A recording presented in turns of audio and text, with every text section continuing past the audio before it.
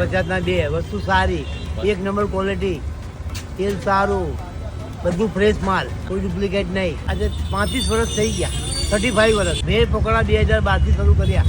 પેલા દાબેલી હતી, પછી બ્રેડ પકોડા કરી.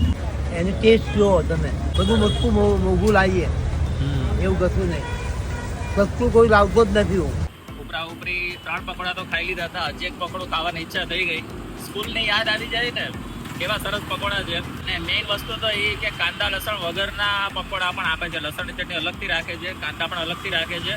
એટલે પ્યોર જઈને તો નહીં મળે, ઓબ્વિયસ છે. બટાકાનો મસાલો હશે. જ્યારે સ્કૂલમાં ખાવાનું ચાલુ કર્યું હતું ત્યારે 2.5 રૂપિયાનું એક પકોડું મળતું હતું. આપણને યાદ છે, એ આપણા ગામની વાત છે. 2 નંગ છે 50 રૂપિયાના છે. મોંઘવારીની સાથે ભાવે વધે છે, પણ મેઇન એ છે લોકો પૈસા તો ખર્ચે છે પણ ટેસ્ટ નથી મળતો બધી જગ્યાએ.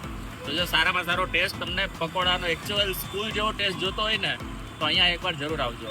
મળીએ નવા વિડીયોમાં, નવી જગ્યાએ, નવા સ્ટ્રીટ ફૂડ વેન્ડરની સ્ટોરી સાથે, કાઠિયાવાડી દાળ સાથે, યા તો ફરીથી કોઈ નવી કોઈ વસ્તુ સાથે અમદાવાદમાં. ત્યાં સુધી બાય બાય.